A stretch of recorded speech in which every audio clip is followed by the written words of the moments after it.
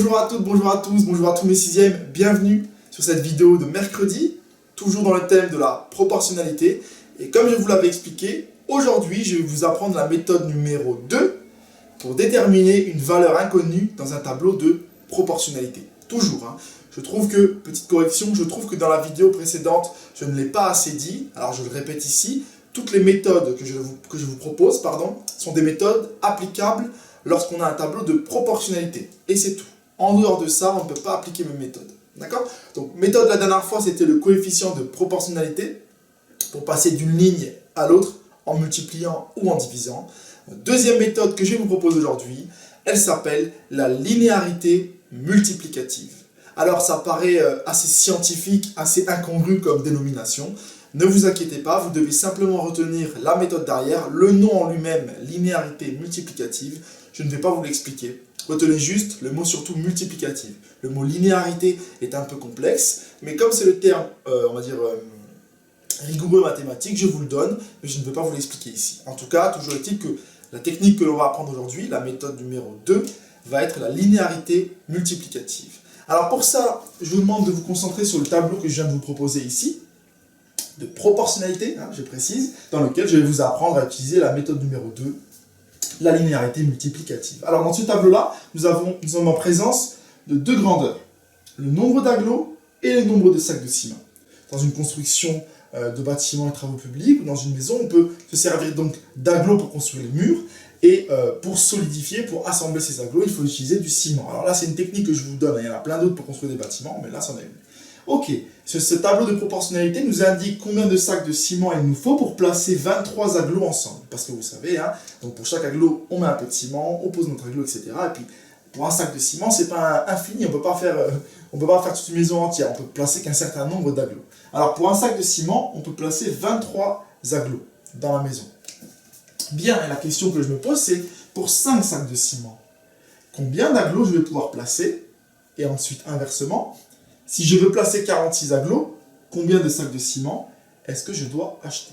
Donc vous vous rappelez, ici le x et y représentent des valeurs inconnues que l'on veut chercher. Alors pour ce genre de questions, on pourrait très bien revenir, et vous avez raison, sur ce qu'on a fait la vidéo précédente, c'est-à-dire déterminer d'abord le coefficient de proportionnalité, en divisant par exemple 1 par 23, et ainsi pouvoir, en multipliant et en divisant, trouver les valeurs manquantes, le x et le y. Sauf que parfois, et c'est le cas ici, le coefficient de proportionnalité n'est pas très pratique et facile à utiliser.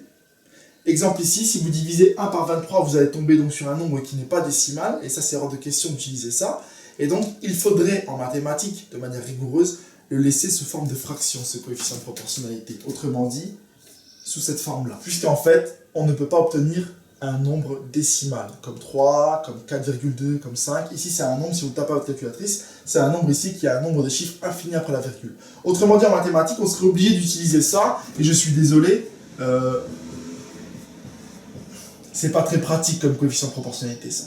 Donc, il arrive parfois qu'on ait des coefficients de proportionnalité pas très pratiques à utiliser, ou bien, et c'est la deuxième solution qui nous amène à la méthode numéro 2, ou bien que l'on observe des relations très intéressantes sur les colonnes. Alors je m'explique. Toute la vidéo sur les coefficients de proportionnalité nous apprenait à passer de la ligne du haut à la ligne du bas, ou de la ligne de bas à la ligne du haut. Maintenant, méthode numéro 2, la linéarité multiplicative, va nous apprendre à aussi nous focaliser sur les colonnes, et surtout sur leur rapport qu'elles ont entre elles, et leur rapport par multiplication, linéarité multiplicative. Je m'explique. Ici, si j'observe, pour un sac de ciment, je peux poser 23 agglos. Ici, on me demande pour 5 sacs de ciment. Dans ce cas-là, dans ce genre de tableau de proportionnalité-là, il est très facile de remarquer qu'ici, il y a 5 fois plus de sacs de ciment que ici. D'accord? Eh bien, cette observation que l'on fait sur les colonnes va nous servir, et avec cela, on peut trouver la valeur qui nous manque en utilisant la méthode numéro 2 qui s'appelle la linéarité multiplicative, et qui nous dit que si d'une valeur à l'autre on multiplie par 5, dans la ligne du bas par exemple, il faut également multiplier par 5 en haut. Ainsi, on obtient très facilement que x est égal à 23 fois 5.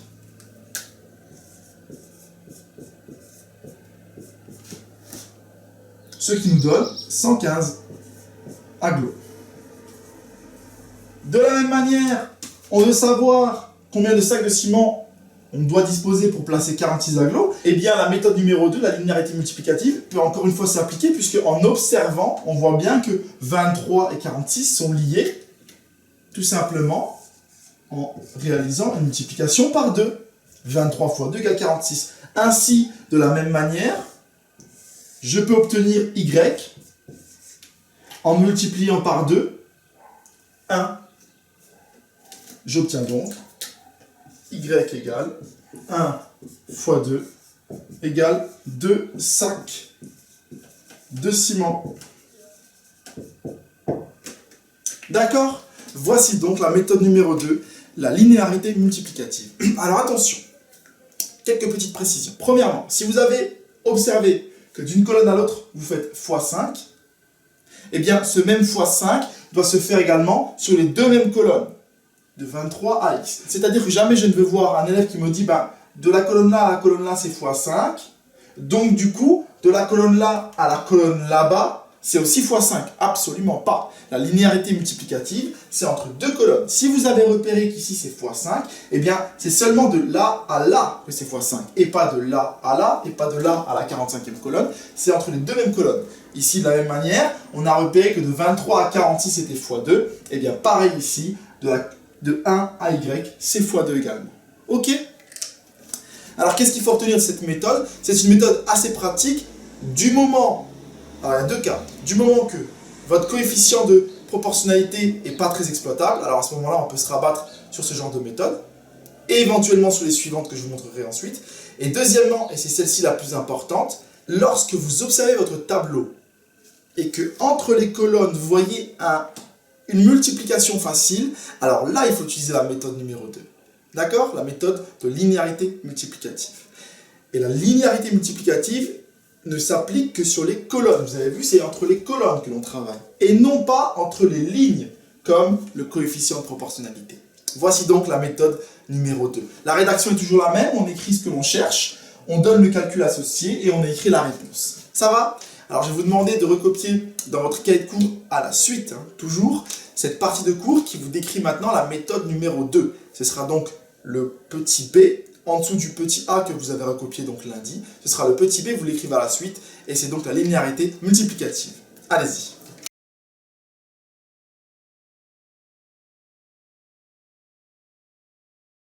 Voilà, votre cours est donc écrit sur la linéarité multiplicative.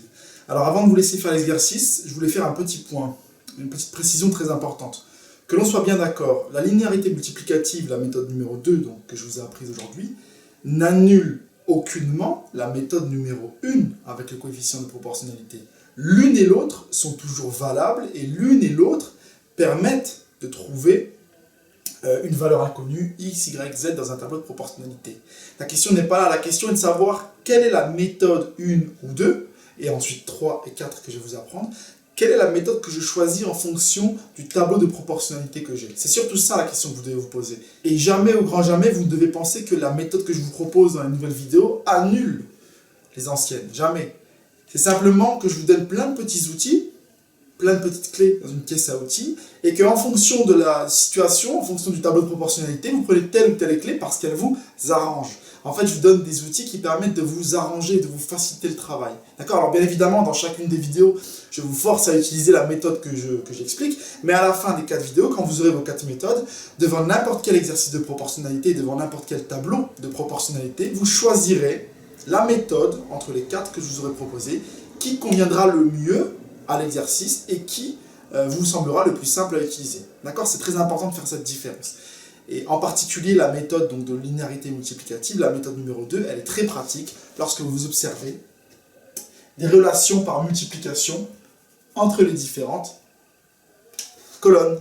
Voilà, à savoir, comme vous l'avez écrit dans le cours, à savoir que cette linéarité multiplicative, cette méthode numéro 2, fonctionne parfaitement avec la division. D'accord? C'est-à-dire que par exemple, imaginons que je reprends le même tableau de proportionnalité, mais que cette fois-ci, je connaisse la valeur donc, du nombre de ciments pour poser 46 agglos et que je veux savoir pour 23 agglos combien de ciments je devrais disposer.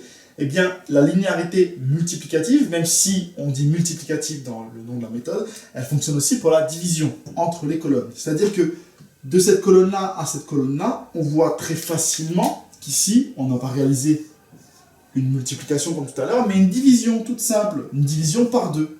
D'accord? Puisque 46 divisé par 2, ça donne 23. Et bien, de la même manière que pour le produit, la multiplication, on peut réaliser également ce raccourci avec la division.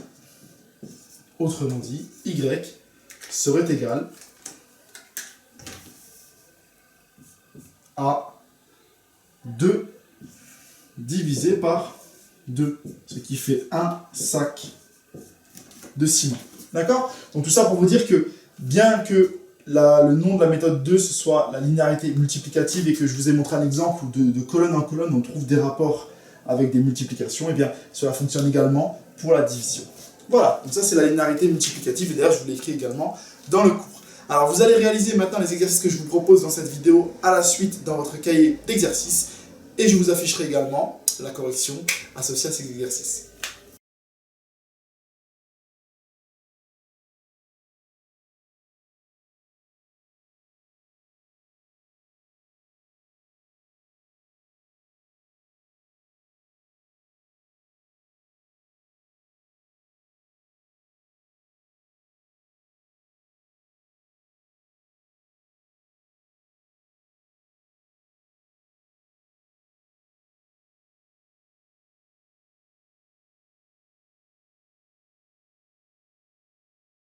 Et bien voilà, votre deuxième vidéo sur les différentes méthodes à connaître pour déterminer des inconnus dans un tableau de proportionnalité est finie. Aujourd'hui, vous avez vu la méthode numéro 2, la linéarité multiplicative.